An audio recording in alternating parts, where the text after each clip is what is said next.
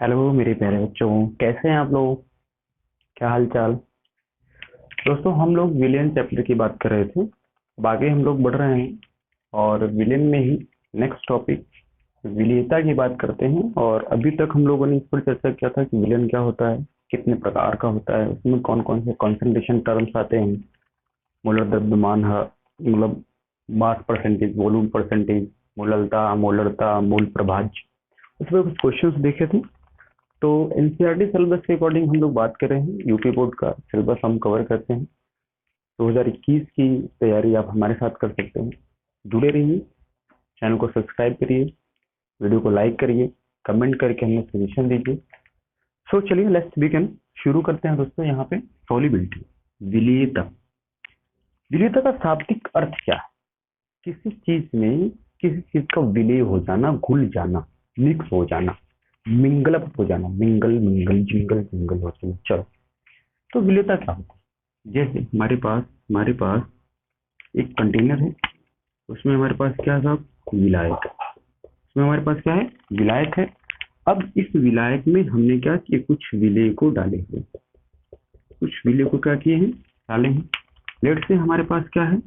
100 ग्राम विलायक। तो आप क्या सोचते हो? इस 100 ग्राम विलायक में एक निश्चित मात्रा में ही विलेय को घोला जा सकता है। कांस्टेंट टेम्परेचर पर निश्चित मात्रा में ही विलेय को घोला जा सकता है। उससे ज्यादा विलेय को घोलना चाहेंगे तो विलेय नीचे आके बैठ जाएगा, और वही स्थिति क्या कहलाती है? विलेयता कहलाती है। और मैंने आपको सेचुरेशन सेचुरेट सोल्यूशन अर्थात संतृप्त विलयन में भी वो कॉन्सेप्ट आपको बताया था दोस्तों। तो हम विलेयता को क्या लिख सकते हैं? विलेयता को क्या लिख सकते हैं कि एक निश्चित तापमान पर 100 ग्राम विलायक में घुला विलेय की अधिकतम मात्रा उस पदार्थ उस पदार्थ की विलेयता कहलाती है। उस पदार्थ की विलेयता कहलाती है। जी प्यारे बच्चों, एक निश्चित तापमान पर 100 ग्राम विलायक में घुला विलेय की अधिकतम मात्रा उस पदार्थ की क्या कहलाती है? विलेयता कहलाती है। तो इसका मतलब विलेयता क्या है कि कांस्टेंट टेम्परेचर पे किसी निश्चित मात्रा, 100 ग्राम 200 ग्राम कर लो, 500 1 लीटर कर लो, कोई फर्क नहीं पड़ता है, लेकिन एक निश्चित मात्रा विलायक में घुली हुई विलेय की मात्रा क्या कहलाती है? विलेयता कहलाती है। अब देखो आगे बढ़ते हैं। विलेयता को दो सेक्शंस में, दो पार्ट में हम लोगों को यहाँ पे देखना है।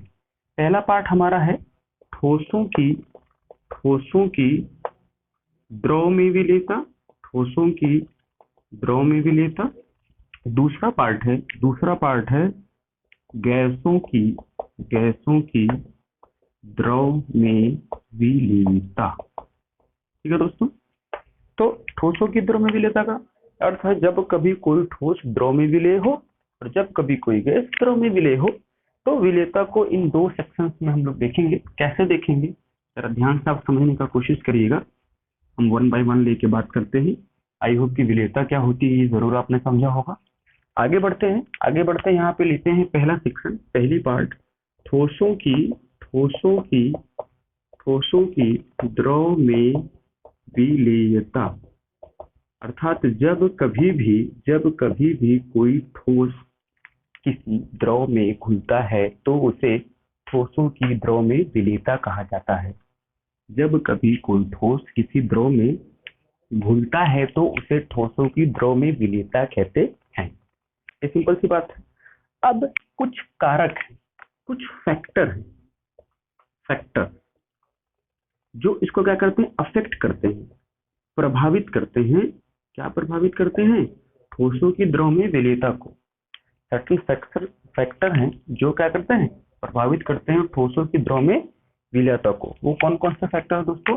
पहला फैक्टर है दैट इज द विलेय व विलायक की प्रकृति। विलेय व विलायक की प्रकृति, nature of solute and solvent. Nature of solute and solvent. Solute और सॉल्वेंट नेचर कैसे प्रभावित करेगा ठोसों की द्रव्य विलेयता को, आइए इसको समझते हैं। जैसे हमारे पास एक विलायक है, उसमें हमने क्या किया, विलेय को डाल दिया और इसको घोला, वो घुल जाएगा। लेकिन क्या आप सोचते हो कि किसी भी चीज को पानी में डालो, पानी में डालो, पानी में डालो, पानी में डालो, हमेशा घुल जाएगा? हर चीज घुल जाएगा क्या आप सोचते हैं? नहीं, कुछ चीजें घुलेंगी और कुछ चीजें नहीं घुलेंगी।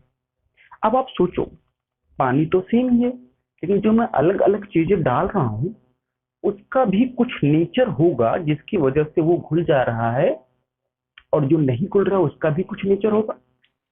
तो जब ठीक इसी को जब हम क्या करते हैं, खोलते हैं, तो होता क्या है, जो विलेय अर्थात जो पदार्थ जल की तरह होता है, जल के समान होता है, वह तो जल में घुल जाता है, और जो नहीं होता है वो नहीं घुलता है। इसका सीधा सा अर्थ है, जल हमारा क्या है, पोलर है।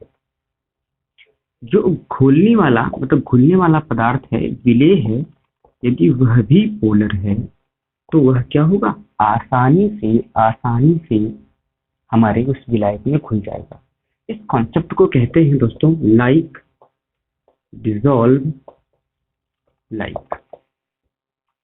लाइक डिसॉल्व लाइक, इसका मतलब समान समान समान को घोलता है। समान समान को घोलता है का क्या अर्थ है कि जब कोई पोलर सॉल्यूट पोलर सॉल्वेंट में डाला जाएगा तो आसानी से घुल जाएगा। जैसे नमक चीनी को जब हम पानी में डालते हैं तो आसानी से घुल जाता है, लेकिन इसी नमक चीनी को बेंजीन में डाल देंगे तो नहीं घुलेगा, क्योंकि बेंजीन नॉन पोलर है और हमारा नमक क्या है, पोलर है। इसी तरीके से एंथ्रासीन या नेफ्थलीन को पानी में डालेंगे तो नहीं घुलेगा, क्योंकि पानी हमारा पोलर है और ये दोनों नॉन पोलर है। और इसी तरीके से आप देखते हो हमारे डेली लाइफ में एग्जाम्पल होते हैं, जो समान प्रवृत्ति के लोग रहते हैं, एक जैसे लोग रहते हैं, वो एक दूसरे के साथ ज्यादा जुड़े हुए रहते हैं, लगे हुए होते हैं। इसी पर बना हुआ है चोर चोर मौसेरी भाई। इसका अर्थ क्या है, चोर चोर मौसेरी भाई का अर्थ क्या है कि क्योंकि वो भी चोर है, वो भी चोर है, तो उसका आपस में खूब अच्छी बॉन्डिंग है, एक दूसरे से वो मिले हुए हैं। जैसे आप देखते हो कहीं पे कोई खैनी खाने वाला है, छुट्टी खाने वाला है, तो बना रहा है, तो दूसरा उसको नहीं भी जानता है तो भी कहेगा अरे तई बढ़ा लिया, हम ऊप चाहे। तो मतलब तुरंत ही उनकी फ्रेंडशिप हो जाती। क्यों? क्योंकि उनमें एक कॉमन चीज है, दोनों खैनी खाते हैं। तो दोस्तों जब विलेय और विलायक एक ही प्रकृति का होगा तो अच्छे से घुलेगा, विलेयता हमारी बढ़ेगी। अगर एक पोलर है दूसरा नॉन पोलर है तो विलेयता क्या होगी, घटेगी। दूसरी एक चीज यहाँ पर और आपको ध्यान देना है, जालक ऊर्जा और जल योजन ऊर्जा। इसका क्या अर्थ है, जैसे हमारे पास कोई क्रिस्टल है, लेट से मान लीजिए हमारे पास ये NaCl का ही क्या है, ढेर सारा क्रिस्टल है, और इसी को हमने क्या किया, पानी में डाला है। तो NaCl की क्रिस्टल को मान लो A और जल के मॉलिक्यूल को मान लो B, तो NaCl के क्रिस्टल में भी तो आपस में क्या होंगे, बॉन्डिंग होगी, आपस में क्या होंगे, ये फोर्स ऑफ अट्रैक्शन से जुड़े होंगे। अगर ये हमारा क्रिस्टल है, जालक है, इसकी ऊर्जा ज्यादा होगी तो यह पानी में जाने के बाद जल्दी से टूटेगा नहीं। लेकिन इसकी ऊर्जा यदि कम होगी तो पानी में जाने के बाद जल्दी से टूट जाएगा और जल्दी से घुल जाएगा।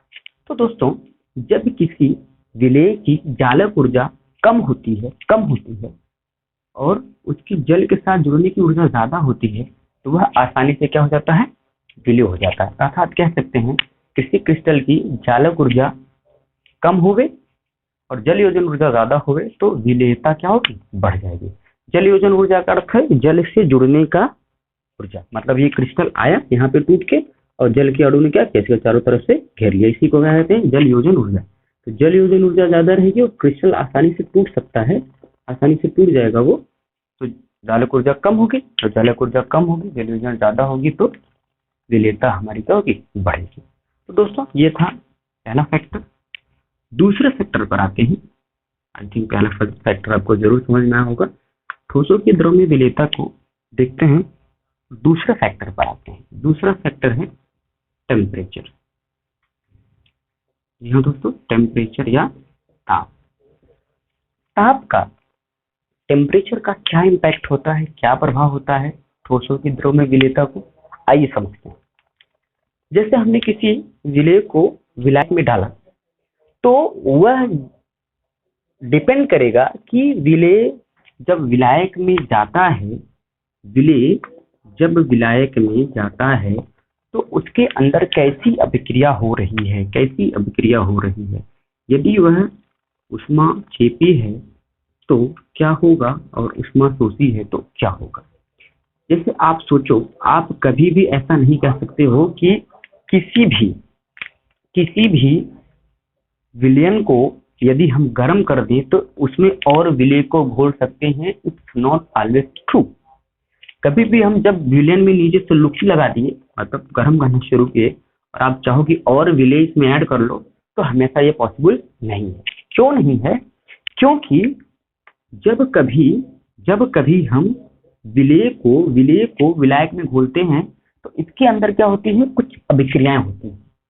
अगर अभिक्रियाएं होती हैं, दो तरह की अभिक्रिया, एक होती है उष्मा शोषी और एक होती है उष्मा क्षेपी। यदि दोस्तों विलेय को डालने के बाद उष्मा शोषी अभिक्रिया हो रही है, मतलब उष्मा का अवशोषण हो रहा है, तो विलेयता क्या होगी, बढ़ेगी। तो विलेयता क्या होगी, बढ़ेगी, क्योंकि इसको घुलने के लिए, इस विलेय को घुलने के लिए उष्मा की जरूरत है, आवश्यकता है। लेकिन यदि उष्मा क्षेपी होगी, अर्थात जब इसको हम इसमें डालेंगे और उष्मा खुद ही बाहर निकालेगा। जैसे जब हम कभी भी NaOH, Li2CO3 या NH4OH के क्रिस्टल को डालते हैं पानी में, तो पानी में डाल के हिलाते ही जैसे ही विलयन बनता है तो ये पूरा का पूरा भाग क्या हो जाता है, गर्म हो जाता है। क्या हो जाता है, गर्म हो जाता है। मतलब जिस बर्तन में रखते हैं वो बर्तन क्या हो जाता है, पूरी तरीके से गर्म हो जाता है। इसका मतलब जब इस विलेय को विलायक में डाला तो उष्मा क्षेपी अभिक्रिया हुई, खुद विलयन गर्म हो गया। अब ये सोचो, उष्मा को क्या कर रहा है, बाहर निकाल रहा है। उष्मा नहीं चाहिए इसको, अच्छा नहीं लग रहा है इसको उष्मा लेने में, और हम क्या कर रहे हैं, उष्मा को बढ़ाया जा रहा है। तो एक तो ये उष्मा को बाहर निकाल रहा है, नहीं चाहिए, और वापस हम इसमें उष्मा दे रहे हैं, तो डेफिनेटली ये क्या होने वाला है, इसकी विलेयता घटेगी। मतलब उष्मा क्षेपी अभिक्रियाओं में यदि उष्मा नीचे से प्रवाहित की जाए तो उसकी विलेयता घट जाएगी।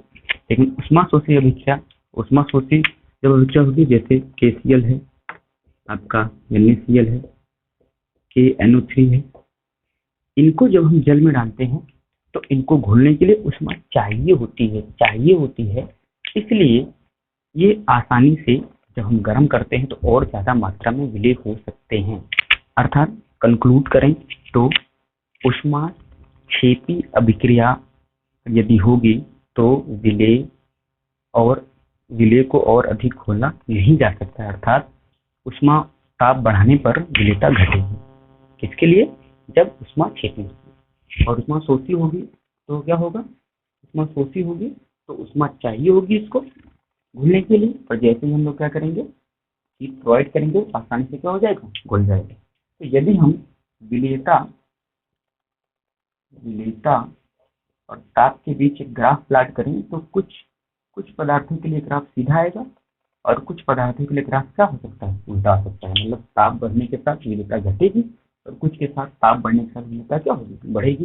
कुछ की एक्सपोनेंशियल में इस तरीके से घट सकती है, कुछ बढ़ सकती है, कुछ इस तरीके से घट सकती है। तो कई तरह के आपको ग्राफ देखने के लिए मिलेंगे दोस्तों। तो ये रहा ताप का प्रभाव कि किस तरीके से हमारे सॉल्युबिलिटी पर ताप का प्रभाव पड़ता है। अगला है दोस्तों थर्ड नंबर, दाब का प्रभाव, प्रेशर।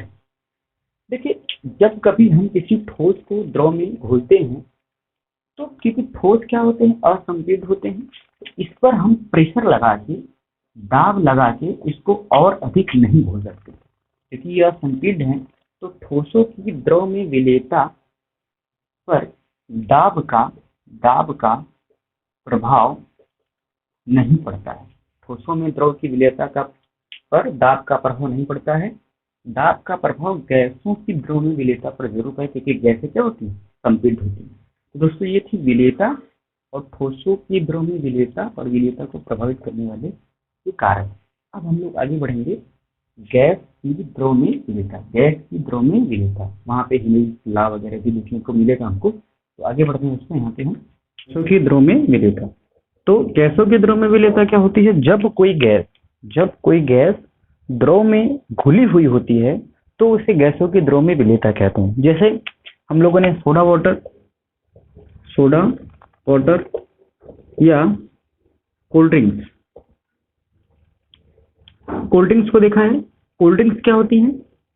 उसमें कार्बोनेटेड वाटर अर्थात CO2, इन दोनों में क्या घुली रहती है? CO2 गैस किसमें घुली होती है? द्रव में। तो ये गैसों में द्रव की विलेयता का एक उदाहरण है। तो गैसों में द्रव की विलेयता देखिए किस कारणों से या किन प्रभावों से प्रभावित होती है, वन बाय वन बात करते हैं। देखिए, पहला इसका जो इम्पैक्ट है जिसके कारण से प्रभावित होती है वह है कि विलेय की प्रकृति। यहाँ पे दोस्तों विलेय कौन है? यहाँ पे विलेय कौन है? गैसें हैं। विलायक कौन है? द्रव है। तो वे गैसें, है ना, वे गैसें जिनका, पहली तो गैसें क्या होती हैं? जल में उनका क्या हो जाता है? अवशोषण हो जाता है। अवशोषण मतलब जैसे ये हमारा पानी है, जल है, लेट से हमने क्या किया, इसको इस तरीके से इसी सरफेस पे रखा हुआ है और यहां से हमने क्या किया, यहां से गैस पास कर रहे हैं। तो ये गैसें आ गई गैसें आ गई। इसको फिर इसको क्या कर दिया? बंद कर दिया। ठीक है। अब कुछ गैसें क्या हैं? अंदर जाके घुल गई। कुछ गैसें कहाँ रह गई? इसके सरफेस पे रह गई, सतह पे रह गई। ठीक है। कुछ जाके क्या हो गई? घुल गई। कुछ इसके की विलयन के ठीक ऊपर किस पे रह गई? सतह पे रह गई। तो इसका मतलब क्या हो गया? ये गैसें जाके इसमें अवशोषण हो गया, इनका एब्जॉर्प्शन हो गया। किसके अंदर? इस लिक्विड के अंदर, इस पानी के अंदर क्या हो गया? जाके एब्जॉर्प्शन हो गया। तो गैसों का क्या हो जाता है? अवशोषण हो जाता है। जैसे यहाँ पे आपका कार्बोनेटेड वाटर या पेप्सी या आप स्प्राइट वगैरह पीते हैं, जो आप खोलते हैं तो झाग निकलती है, फिज की आवाज आती है। तो वो गैसें क्या होती है? जल्दी से प्रेशर के साथ बंद रहती है तो बाहर आ जाती है। तो गैसों के अवशोषण के कारण ही गैस क्या होती है? द्रव में घुली हुई होती है। अब कौन कौन से ऐसे फैक्टर्स हैं, ऐसे कारण हैं जो गैसों को द्रव में घुलने को प्रभावित करते हैं या उस पर क्या करते हैं? इम्पैक्ट करते हैं। लेकिन उसको भागा चाहता है तुम, जस्ट अ मिनट। हाँ, तो यहाँ पे क्या होता है? आपकी विलेय की प्रकृति कैसे प्रभावित करती है हमारी विलेयता को? ये ध्यान देने वाली बात है कि जब विलेय ऐसी गैस जो विलायक के साथ अभिक्रिया करती है, ऐसी गैस जो विलायक के साथ अभिक्रिया करती है, उसकी विलेयता अधिक होती है। जैसे आपका NH3 है, CO2 है ना, HCl है। ये गैसें क्या होती हैं? जल के साथ अर्थात विलायक के साथ क्या करती हैं? अभिक्रिया कर लेती हैं। और अभिक्रिया के कारण से दोस्तों क्या होता है? ये बहुत ही अच्छी तरीके से क्या होती हैं? पानी में अर्थात जल में, अर्थात जो विलायक हमने लिया है उसमें क्या हो जाती हैं? घुल जाती हैं। तो जो गैसें विलायक से क्या करते हैं? क्रिया कर लेती हैं अथवा विलयन में जाके आयनित हो जाती है। विलयन में जाके क्या हो जाती है? H+, Cl-, इस तरीके से क्या हो जाती है? आयनित हो जाती है। वह बहुत विलयशील होती है। वह क्या होती है दोस्तों? बहुत ही क्या होती है? विलयशील होती है। जैसे मैंने आपको उदाहरण बताया NH3, CO2, HCl। तो विलेय की प्रकृति क्या करती है? गैसों की द्रव्य विलेयता को इस तरह से क्या करती है? प्रभावित करती है। नेक्स्ट है आपका, नेक्स्ट है दोस्तों, अगर विलेय प्रभावित कर रहा है किसी चीज को तो विलायक भी करेगा। विलायक की प्रकृति, नेचर ऑफ सॉल्वेंट। तो विलायक की प्रकृति भी क्या करती है? विलायक की प्रकृति भी क्या करती है, हमारे गैसों की द्रव्य विलेयता को प्रभावित करती है। इसमें आप देखिए, जैसे मैंने कहा कि विलेय की प्रकृति में जब कोई भी जाके गैस उस विलायक से अभिक्रिया कर लेती है, तो अभिक्रिया कर लेती है तो वो अच्छे से क्या हो जाती है, डिसॉल्व हो जाती है, सॉल्युबल हो जाती है।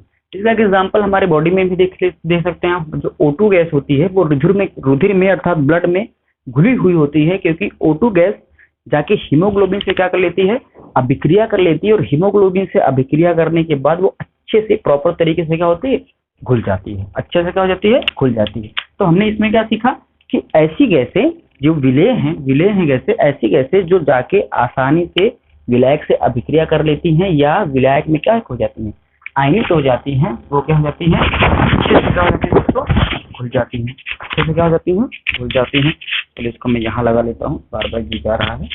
चलिए अभी ठीक है, ठीक। तो अब विलायक का नीचे है, जो किसी भी गैस को हम क्या करते हैं, विलायक में घोलते हैं। तो अगर ये भी पोलर है, ये भी हमारा क्या है, पोलर है, और गैसें भी क्या है, गैसें भी क्या है, पोलर नेचर की हैं, अर्थात जो गैसें आयनिक हो जाती हैं, जो गैसें आयनिक होती हैं वो बहुत ही अच्छे से क्या होती है, विलायक में जाके घुल जाती हैं। तो विलायक के जैसे नेचर वाली गैसें हैं तो विलायक में क्या होंगी, आसानी से घुलेंगी। तो ये प्रभाव क्या होगा, विलायक का हमको देखने के लिए दोस्तों मिलने वाला है। अब देखिए अगला इम्पैक्ट क्या होता है, अगला इम्पैक्ट क्या होता है, तीसरा पॉइंट हमको ये देखने को मिलता है कि विलायक में उपस्थित अन्य पदार्थ। अगर मान लीजिए हमारे पास विलायक है और उस विलायक में पहले से ही क्या है, पहले से ही कुछ अन्य पदार्थ क्या है, घुला हुआ है, अन्य पदार्थ क्या उपस्थित है। तो अब हमने क्या किया, इसको गैस को इसमें हम डिसॉल्व करने की कोशिश कर रहे हैं। तो विलायक के कुछ अणु, जैसे मान लीजिए हमारे पास क्या है, हमारे पास जल ही है, और जल में हम क्या कर रहे हैं, किसी गैस को क्या करना चाहते हैं दोस्तों, डिसॉल्व करना चाहते हैं, सॉल्युबल करना चाहते हैं। अब गैस के अणु इसमें जा रहे हैं सॉल्युबल होने के लिए, लेकिन विलायक में पहले से ही कुछ अन्य पदार्थ क्या है, घुले हुए हैं, घुलनशील हैं। तो जल के कुछ अणु इनके साथ बॉन्ड बना के बिजी हैं, बॉन्ड बना के क्या है, व्यस्त हैं, इनके साथ अपना समय दे रहे हैं, इनके साथ इनकी बॉन्डिंग है, और they are not free to bind with that gas. वो इस गैस के साथ बाइंड करने के लिए फ्री नहीं है। तो ऑब्वियसली कुछ ही मॉलिक्यूल अगर इसके साथ इन्वॉल्व है, पहले से जो इसमें पदार्थ घुला हुआ है, तो आने वाली गैसें उस प्रपोर्शन में, उस मात्रा में घुल नहीं पाएगी। तो दोस्तों अगर पहले से विलायक में कोई अन्य पदार्थ घुला हुआ है, अन्य पदार्थ उपस्थित है, तो वह भी विलेयता को क्या करेगा, कम करेगा। पहला क्या है, विलेय की प्रकृति क्या है, अगर विलेय क्या करेगा, विलायक से जाके अभिक्रिया कर लेगा या आयनिक हो जाएगा तो विलेयता बढ़ेगी। दूसरा मैंने बताया, विलायक का नेचर विलेय के नेचर की तरह रहेगा तो भी विलेयता बढ़ेगी। यहाँ पे क्या है दोस्तों, अगर विलायक में पहले से कोई अन्य पदार्थ उपस्थित है तो वो हमारे लिए क्या करेगा, नुकसान करेगा और विलेयता को क्या करेगा, घटा देगा। चलिए दोस्तों 3 हो गया। फोर्थ है ताप, टेम्परेचर। टेम्परेचर का क्या इम्पैक्ट होता है, गैसों की द्रव में विलेयता का टेम्परेचर पर क्या इम्पैक्ट होता है। तो पहले हम जान लें कि जब कोई गैस है ना, जब कोई गैस जाके किसी हमारे विलायक में घुलती है तो यहाँ से क्या होती है, यहाँ से उष्मा निकलती है। तो ध्यान रखने वाली बात क्या है कि किसी भी गैस की द्रव में विलेयता एक ऊष्माक्षेपी अभिक्रिया है। क्या है, ऊष्माक्षेपी अभिक्रिया है। तो ला सत्तेलिए के नियम के अनुसार अगर हम हीट बढ़ाएंगे, इसमें हम क्या करेंगे, ताप को बढ़ाएंगे तो रिएक्शन बैकवर्ड डायरेक्शन में आ जाएगा। मतलब जो घुली गैसें हैं वो बाहर निकल जाएंगी, घुली गैसें भी क्या हो जाएंगी, बाहर निकल जाएंगे। इसका एग्जाम्पल आपने देखा होगा, जब कभी आप फ्रिज से कोल्ड ड्रिंक को निकालते हैं और उसको क्या करते हैं, बाहर रख देते हैं। उसको क्या करते हैं, बाहर रख देते हैं तो उसमें आपको जब उसको आप ओपन करोगे तो फिज कम निकलेगा। अगर आप एक्सपेरिमेंट भी कर सकते हो, आप क्या करो, एक चिल्ड आप कोल्ड ड्रिंक लो, एकदम ठंडी कोल्ड ड्रिंक फ्रिज से निकालो, एक नॉर्मल कोल्ड ड्रिंक लो और एक धूप में रखी हुई कोल्ड ड्रिंक लो। तीनों कोल्ड ड्रिंक के बॉटल को खोलेंगे तो सबसे जो फिज होगी, जो झाग होगी, वो सबसे ठंडी वाली कोल्ड ड्रिंक में निकलेगी, क्योंकि वहां पर जो CO2 गैस होगी वो अच्छे से उस कोल्ड ड्रिंक में क्या होगी, डिजोल्व होगी, घुली होगी। लेकिन जैसे जैसे टेम्परेचर बढ़ता है वैसे वैसे सोलिबिलिटी क्या हो जाती है दोस्तों, कम हो जाती है। तो क्यों? क्योंकि यह एक ऊष्माक्षेपी अभिक्रिया है, किसी भी द्रव में गैस का घुलना। तो टेम्परेचर यदि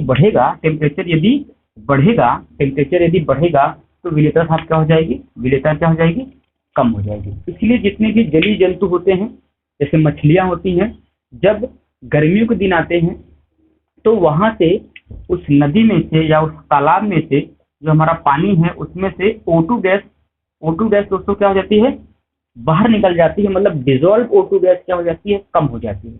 डिजोल्व O2 गैस क्या हो गई, अगर कम हो गई तो उससे हमको नुकसान क्या होता है, यहाँ पे जो मछलियां हैं उनको डिजोल्व ऑक्सीजन गैस कम मिल पाती है और उनको सांस लेने में, उनको जीवन यापन करने में बड़ी तकलीफ होती है और बहुत सारी मछलियां क्या हो जाती हैं, मर जाती हैं। तो हमको ये ध्यान देना है कि ताप यदि बढ़ेगा तो गैसों की विलेयता द्रव में क्या होगी साहब, घटेगी। गैसों की विलेयता द्रव में क्या होगी, घटेगी। अगला इसको इरेज करते हैं। अगला फिफ्थ है दाब का प्रभाव, और ये बड़ा ही इंपॉर्टेंट है। यहाँ पे एक रूल भी हमको पढ़ना है, एक नियम भी पढ़ना है, दैट इज हेनरी लॉ, तो इसको भी ध्यान देना है। तो आई होप ये 5वां होगा, दाब का प्रभाव। दाब का प्रभाव, जी हाँ दोस्तों, दाब का क्या प्रभाव होता है गैसों की द्रव में विलेयता पर? तो ध्यान दीजिएगा, एक साइंटिस्ट थे जिनका नाम था हेनरी साहब। उनका कहना था जो मैंने अभी फिगर ये बनाया था आपके लिए मैंने अभी ये फिगर ड्रॉ किया था, ध्यान दीजिएगा। यहाँ पे हमने इसको इस तरीके से रखा हुआ था, यहाँ से गैस है, इसी मैंने कहा था ये गैस है और यहाँ पे क्या है, ये हमारा विलायक है, क्या है, गैस है। तो कुछ गैस के अणु इसमें भी आके क्या है, घुले हुए हैं। तो उनका कहना था दाब का, पहले तो दाब का प्रभाव हम समझ लें कि दाब बढ़ेगा, जितना ज्यादा आप इधर से प्रेशर लगाओगे उतना ज्यादा गैस में आके डिजोल्व होगी, जितना ज्यादा आप प्रेशर लगाओगे उतनी ज्यादा क्या होगी, गैस आके इसमें क्या होगी, डिजोल्व होगी। तो अगर हम एक ग्राफ प्लॉट करें, पहले आप ये थोड़ा सा देख लीजिए, अगर हम एक ग्राफ प्लॉट करें दाब और विलेयता के मध्य, तो ध्यान दीजिएगा साहब, दाब और विलेयता के मध्य ग्राफ प्लॉट करें तो दाब बढ़ेगा तो विलेयता भी क्या होगी, बढ़ेगी। तो हमको एक सीधी रेखा देखने के लिए मिलेगी, दाब बढ़ेगी तो विलेयता भी क्या होगी, आपको बढ़ेगी। तो इसके ये तो एक थ्योरेटिकल पॉइंट ऑफ व्यू हो गया, इसी का एक्सपेरिमेंटल पॉइंट ऑफ व्यू, इसी को अंकों में या आप कह सकते हैं एक्सपेरिमेंट किया था हेनरी साहब ने। तो हम कहते हैं हेनरीज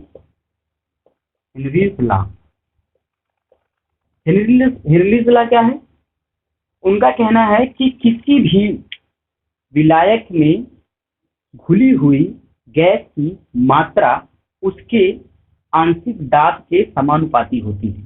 किसी भी विलायक में घुली हुई गैस की मात्रा उसके आंशिक दाब के समानुपाती होती है। तो दोस्तों हम लोग लिख सकते हैं M प्रोपोर्शनल टू P।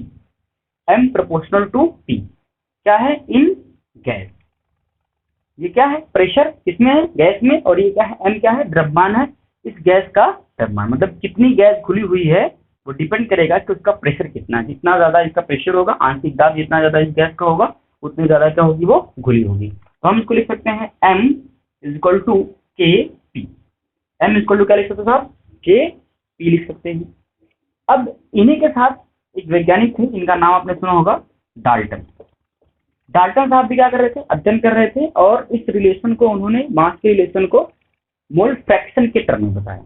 किसने बताया, मोल फ्रैक्शन के टर्म में बताया। और उनका कहना था कि किसी गैस का वाष्प अवस्था में आंशिक दाब उस विलयन के गैस के मोल प्रभाज्य के समानुपाती होता है।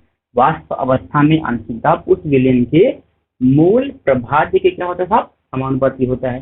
तो हम लिख सकते हैं X मोल प्रभाव को तो एक्स से प्रदर्शित करते हैं, x proportional to P, x proportional to P. यहाँ पे देखिए x is equal to K dash P आ जाएगा, के डैश पी, ये एक नया स्थिरांक है आपका, के डैश पी आ जाएगा। इसी को लिख सकते हैं हम लोग x 1 K dash is equal to P. X को मैंने इधर लेके चला है, एक्स को मैंने इधर लेके चला है।